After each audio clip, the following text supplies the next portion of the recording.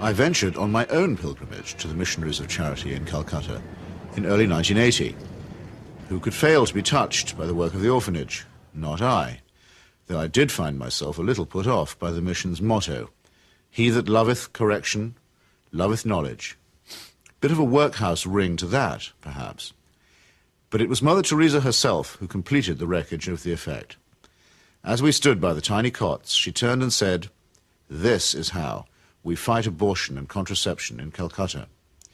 Now, it might be argued that a campaign against family planning is low on the list of Calcutta's many pressing needs. But as a leading member of the Pope's fundamentalist tendency on matters of sex and procreation, Mother Teresa has made this single issue into her global crusade.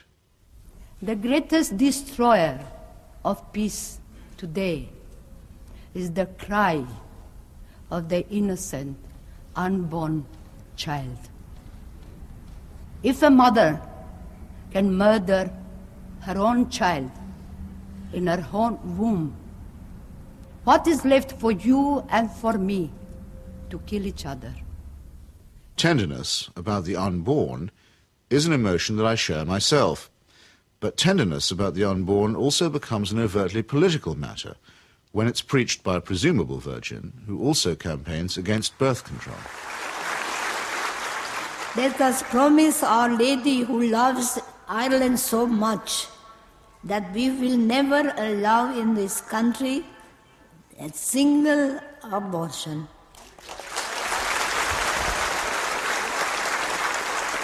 And no contraceptives. Mother Teresa has no politics, so she maintains, and so many people believe. But when she came to London in 1988, ostensibly as an advocate for the homeless, she bent the ear of the Iron Lady and sought to steer her to the support of a bill limiting abortion. The sponsors of that bill, who arranged the meeting, were in no doubt that her intervention was political. She's not a party political figure, but she's a political figure in the sense that, A, she is part of what may be called the Catholic agenda, the broader Christian right agenda, and the Catholic Church has been following what has generally been considered a hard-line approach under the present Pope. Now, she's part of that agenda, and that is fairly political agenda. I mean, you know, no abortion, opposition to birth control, ideas like that are fairly, you could say they would be contested in the political arena. And the second factor is that she is also part, if you like, of the Western agenda, where the West is still part of the third world. The rich world has a poor conscience. It wants, in fact it needs, to think that someone, somewhere, is doing something about the third world. And the Mother Teresa myth ministers to this desire. Here is a Western woman who has forsaken her life, albeit whatever life she might have had in Albania, you know, for sacrifice herself for the people of the third world. It makes the West feel better, you know. This is one of us again, once again rescuing the third world. Raising the roof. Yes, raising the roof. He's got his rations. Yes, he's got it, he's cleaning it. And then pecho shop.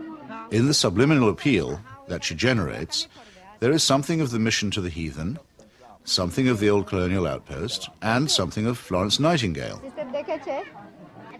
While in the silent and abject demeanour of her patients, there is something of the deserving poor. The great white hope in this iconography takes on the big black hole. And the rewards are by no means all in heaven.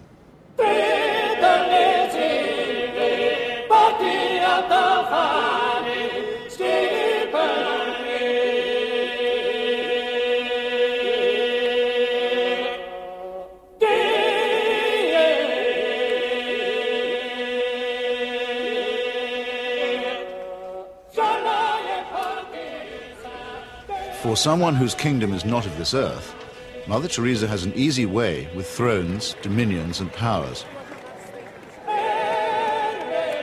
Why do the rulers of this sinful and selfish world find her so awfully congenial? Is it because she returns the compliment? She may or may not comfort the afflicted, but she has certainly never been known to afflict the comfortable. Some people see her here, posing with Ron and Nancy. In the truest sense, citizens of the world. Mother Teresa is. The very hand that bestowed the Medal of Freedom on Mother Teresa armed and paid the death squads of Central America. Accepting the award, with her customary modesty, on behalf of all the world's poor, she croaked, "I never realized that you loved the people so tenderly." I must say, I hadn't noticed that either. Reagan's proxies murdered, among many others, 4 American nuns and the Catholic Archbishop of San Salvador at the very moment that he was celebrating Mass. But, visiting the slaughterhouse states of the region during that period, Mother Teresa found nothing untoward. Everything was peaceful in the parts of the country we visited, she claimed, after touring the killing fields of Guatemala, adding for good measure, "I do not get involved in that sort of politics."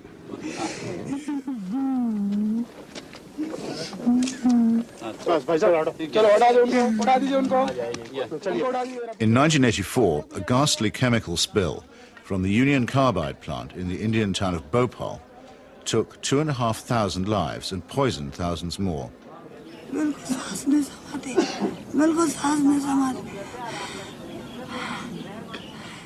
This was an act not of God, but of a negligent multinational corporation.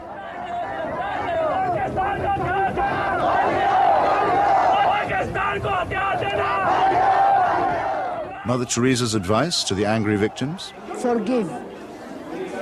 Forgive. What Mother Teresa has done is she has accepted implicitly the idea that there's nothing much you can do for the poor except take them off the streets and, look after them. You cannot change their attitudes. You cannot make them feel that they have an ability, they may even have the means to improve and change their lives. She's not bothered with that agenda. She's only bothered with the agenda of trying to rescue their souls and make them a bit better before they go on to the eternal life, which is a very understandable, but in fact a very old-fashioned Christian idea. It is not a question of saying, how can we tackle the real problems of poverty?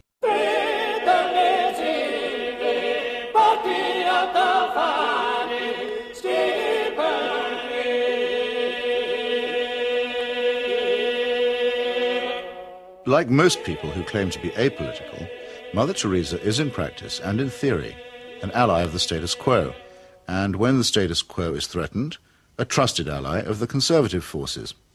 This places her in bold contrast to those, even among the religious, who have rejected the fatalistic and submissive conclusions about poverty that are promulgated by Catholic traditionalists like her.